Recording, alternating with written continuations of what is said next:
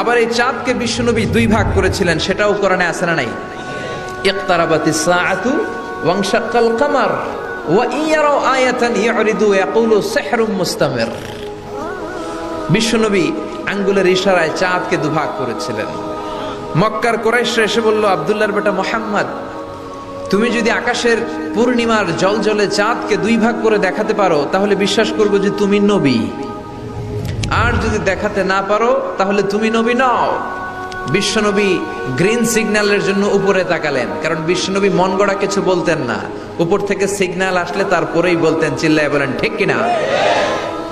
বিশ্বনবী green signal পেলেন, বিশ্বনবী বললেন অবশ্যই আমি দেখাতে পারবো। শাহাদাত আঙ্গুলি বলি আমরা এটাকে, কিন্তু আরবিতে এটাকে বলা হয় সাব্বাবা। এই সাব্বাবা তুলে উনি বিসমিল্লাহি আল্লাহু আকবার এরকম করলেন, পূর্ণিমার চাঁদটাকে ফেটে দুই ভাগ করে দিল কে? একটা চলে গেল জাবালে আবু কুবাইস,